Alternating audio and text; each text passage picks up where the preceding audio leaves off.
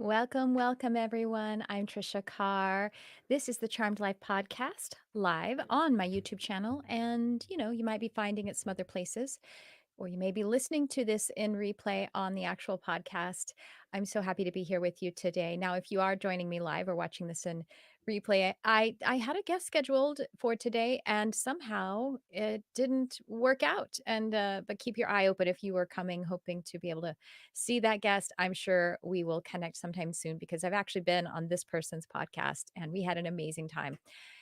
What's funny is I have I had a I went ahead to come on today to talk to you about synchronicities and how spirit, how life, whether you call it spirit or whatever you call it, is communicating to us, communicating with us and guiding us with synchronicities in amazing ways. Hi, Kathy Sue. Nice to see you. Oh, I love seeing you. Haven't talked to you, connected with you in a long time. If you're joining us live, say hello and let's get into a conversation together. So, synchronicities.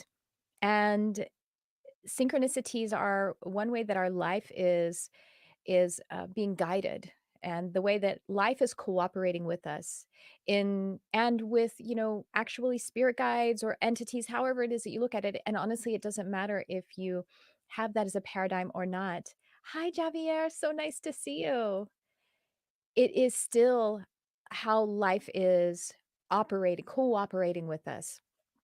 So I have a few things I wanted to talk about, and how life is cooperating and how synchronicities are the model for how life is cooperating with us. You know, First of all, I want to tell you that sometimes we think synchronicities are supposed to look a certain kind of way. Like we get conditional and even demanding about how synchronicities are supposed to show up for us. But I wonder if we can consider that absolutely everything in every moment is synchronized exactly perfectly for our highest good. If we start to actually expect that, then we can maybe start to see that the things that are not showing up for me as synchronicities are synchronicities. A bit of a paradox there, right? But when we are close to paradox, we are close to creation or the frequency of creator, that actual resonance. And so if we can allow ourselves to fall into the space that everything that is and is not appearing for me is in my divine right order, and it is a cooperation of what is correct for me and what is in my highest good, what is challenging me in the ways that my soul is calling into the universe, or the universe is calling in through my soul and through my life. So I want to talk about why I keep saying life is cooperative, because the flip side of that, and the way that we are conditioned, is with the collective unconsciousness that life is not cooperative, that in fact life is competitive, and that life is is not working for us, that we have to work hard in order for life, or our life, to actually be safe or successful, whatever part of that spectrum that we find ourselves on at any particular time. And we find ourselves on different parts of that all throughout every day, right? And my evidence for you as to why life is designed to be cooperative, I actually borrow from the book Gene Keys by Richard Rudd. And if you haven't, I'm going to look it up and paste it in the chat here. The Gene Keys book by Richard Rudd is an actual um, offshoot, or it's an advancement or a tangent from human design. I'm just going to put the website Gene Keys in here, but there is a book. There's a couple of books, but just the main Gene Keys one is highly valuable. And it is talking about the I Ching. And the I Ching, by the way, is ancient, been around for thousands of years at this point. And it actually, it was actually discovered or developed, both discovered and developed, the I Ching, what centuries before the genome, the human genome, was made available for us to observe, to open and look at. And the mathematics that they discovered in the genome is an exact map to the I Ching. So just the intelligence of of humans, that without the scientific technology, the ancient observational art of the I Ching was able to intuit and pull through just through r- the human faculties without any augmentations with such as, scientific tools give us. And without the support of scientific experiments, repeating patterns, a different way that we came about something that is fundamental to us, our genome, our genetics. And so the gene keys actually expand on that concept in a brilliant way. So the third gene key, in the third gene key, Richard writes about how life is actually designed to be cooperative. And it is designed to be cooperative as what can be observed in the single cell. A single cell, as science has discovered, its brain, if you will, is on its membrane. Its brain, its capacity to know and function is on its membrane. So it's actually its interface. The interface, the membrane of a cell is how it interacts with its environment, how it processes its environment, and how it gives to its environment. And since that is the case there, that does actually demonstrate that it is designed to be cooperative because it must cooperate with its environment. Its interface is way out on its cutting edge of its being. And another piece of evidence is that in order for that single cell to evolve into something that is multiple celled, it had to cooperate with its environment and cooperate with other cells. So if life were not designed to be cooperative, it would have ceased to continue long ago. This fundamental truth that can be observed in the, the simplest aspect of our physical life. Now, we are incorrect in our fear based collective consciousness in creating competition, creating separation from one another, and being incooperative with one another. And we are conditioned into that. So we have this almost uphill battle to remind ourselves that life is cooperative and it is designed to be cooperative. So if life is cooperative, then synchronicities are cooperating with us to benefit our life, our health, our well being, our highest good in every aspect of mind, body, spirit, in every aspect of the full expression of the soul, becoming a human physical being. So, synchronicities, I'll share with you a few that brought me to today. And one of them is that I actually just read that chapter of the Gene Keys, Gene Key 3, like day before yesterday. And here I am feeling guided to share it. Another is the way that it shows up in my sessions. It showed up many times in my sessions and also in a couple of classes and meditations that I have led since I well, it was probably like 3 days ago, let's say, that I actually read that chapter of the Gene Keys. I probably read it over a few days. And so another way so that's how it shows up in my life. And then I would say that just today, whoever is listening to this, watching this, whether you are live or if you're listening on the replay, that this probably is dropping into your existence in a way that is encouraging and is inviting you to accept the cooperation of life and accept synchronicities, whether they are synchronicities that are appearing or synchronicities that are not appearing. That is also a synchronization of your life. When something isn't appearing for you, it is calling something out of you. Instead of rescuing or filling that space, just as one example, instead of filling that space with something external, it is calling something from within you to be externalized, for you to contribute that piece that it is that you believe that you require. The requirement is already within you. And as that's shown up in this concept of life being cooperative, it is also there's another thing that has been showing up in this regard. Oh, and then of course I was going to say my guest not showing up today.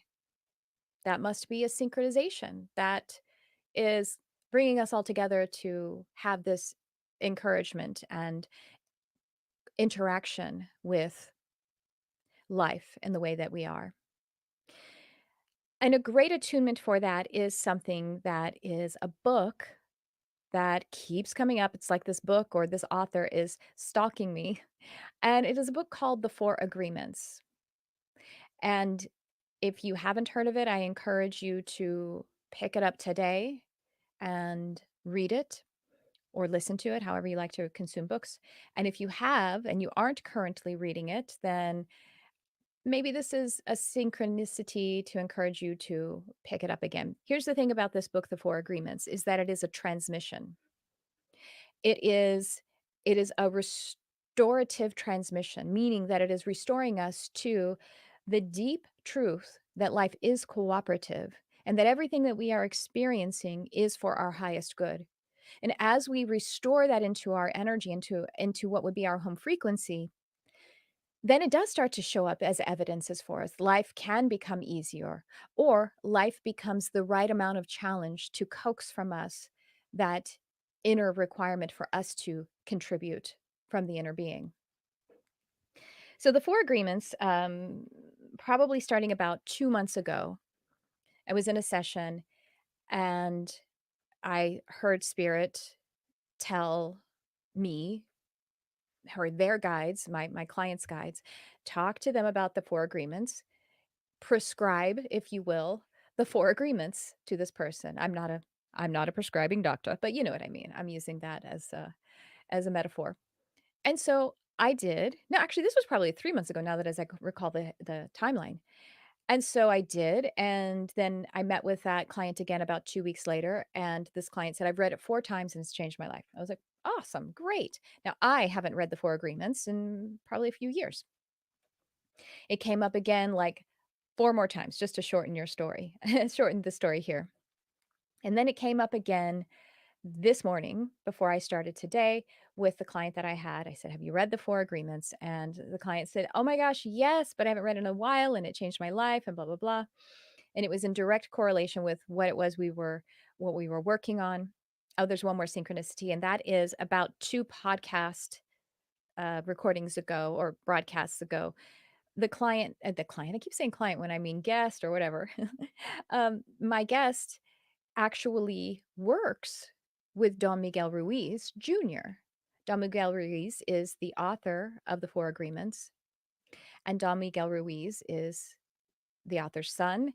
And you can go back, I'll make sure to post a link in here. That particular guest actually has a friendship and a working relationship with the author's son, and I believe has developed, as I recall, developed a whole, process around the four agreements. So having said all of that, let us go ahead and attune to the four agreements, but not before I check out what's going on in the comments here. Again, Kathy Sue, so perfect for your current experience, right? Synchronicity is always here for us. And the Four Agreements is a free audiobook on YouTube right now. Brilliant. Thank you for that, Kathy Sue. So great to know. I'm going to share with you um, a little screen share of just the overview of the four agreements. Now, I'm actually borrowing this from someone's website, the the thriving, no, it says thrivingadmin.com. So, in appreciation of this person, I am posting the actual link of what I'm screen sharing, and I encourage you to check out that person's website because they're being synchronized as a part of this conversation. But I wanted to honor someone who had already been working on the four agreements. So, as we look at this, as I read them to you, I encourage you to take a moment right now, and we can all do that together, and take a nice, deep cleansing breath and imagine your being opening. And you can imagine that as your heart opening, as your gut opening, the whole central area of your being opening, as if you are Like when you listen in and you even put your hand up to your ear to listen and you open your ear to receive something. But in this, we're dropping down into the body with that breath. We're opening the energy, opening the heart, opening the subconscious mind to receive the transmission that comes through just reading even the simple overview of the four agreements. So if you haven't already, or maybe you can do it again, let's take a nice cleansing breath together, opening the being for the transmission.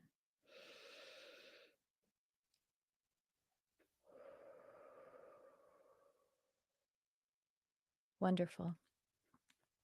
So, as these are read, receiving the transmission, I encourage you to also keep in your awareness that these are actually attunements, transmissions that help us to come back to the truth that life is designed to be cooperative and that it is synchronized, and that everything, as you live in the field of synchrony, everything that is and is not presenting to you is divine synchronicity.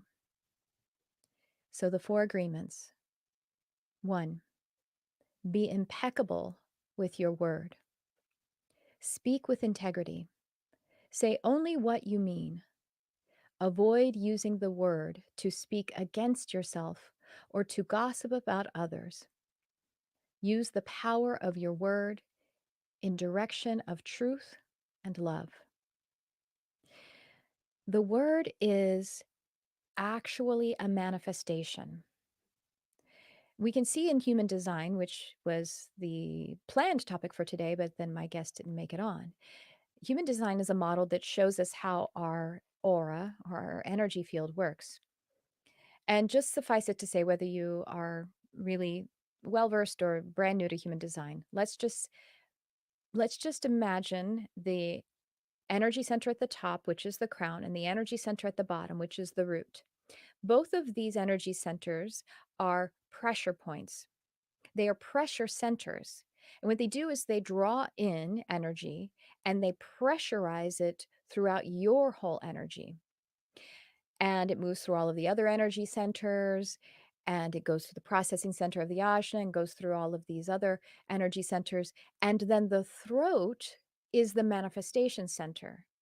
So the throat does take in energy as well, just as all of the energy centers give and take. However, the way that these two energy centers that are the pressure centers and then the expression center, the manifestation center move, they take in information and eventually everything gets moved out of the throat for manifestation, for creation to occur. So just to put that in frame, if you have problems manifesting, let's just say money, then we want to work with checking into what has occurred in the throat that is creating that issue of things not being manifested. And I don't always like to say block because it's not necessarily always a block. It could be a way that we need to, again, call ourselves forward in our expression or to be able to move something out of the way that is an old expression, which you would call then a block. So when we speak, when we use our word, the word is actually a creation. The word is manifestation. So if we are to use our words impeccably, meaning that we are intentional when we speak them, we are behind them, we're in integrity as we release them, then we are purifying our manifestation frequency. And then we are also calling into existence all of the things that are in our highest good. So being impeccable with your word also means to speak everything that you are in alignment with and to withhold anything that might be speech that you do not align with because it will poison you. And as it says, to not speak against yourself or about others, just one key here is that I am, your power of I am, is you aligning with God, source energy, the universe. If we ever use I am to speak against ourselves, I am stupid, I am weak, whatever those might be, that is in my interpretation of what is in the Bible when we were told that speaking against the Holy Spirit is blasphemy. which, I'm not of that religion, but that there are sacred truths in all of the sacred texts. I am is the name of God, and it is the name of God in me. It is the power of your manifestation frequency. So that would actually be blasphemy if we spoke against ourselves. Moreover, if we spoke against another, that would be blasphemy because they are just another version of me. They are also another expression of God energy. In the law of one, Ra refers to other selves. There's myself and other selves. You are also a self of me, of us. So, and be impeccable with your word, this transmission, and slowing down to be able to do that creates the space for the divine synchronicities to be received by us, for into our awareness, and for us to be able to move with them. Okay, next we have don't take anything personally. Nothing others do is because of you. What others say and do is a projection of their own reality. When you are immune to the opinions and actions of others, you won't be a victim of needless suffering. Stitch that on a pillow, right? And we all feel that as a truth. We recognize that, and that is ourselves as well. And this one I will just leave with that as we are in relationships, as we relate to others, much like other, as I said a moment ago, other selves is just another way, they're just another self of us. Relating to others is a form of us relating to ourselves. So if we have a relationship that is functioning beautifully, that is a way that we're relating to ourselves. If we have one that requires work, that is a way that we are relating to ourselves. It's a form of relating to ourselves. And you can imagine all of the other ways. So if we can be impeccable with our word in our relationships and take nothing personally, because everything that anyone is doing as a function of relating is only about where they are. And you can choose that. You can choose how, as you are relating to others, you are giving them of something that is a beautiful way to relate to yourself so that they won't have to take it personally, but they have the model of treating themselves beautifully. And so, as we take nothing personally, it takes us back to ourselves, to us relating with our own person. And it makes us, again, immune to being a victim. Next, we have don't make assumptions. Find the courage, and I might say presence, to ask questions and to express what you really want. Communicate with others as clearly as you can to avoid misunderstandings, sadness, and drama. With just this one agreement, you can completely transform your life. I have definitely learned that.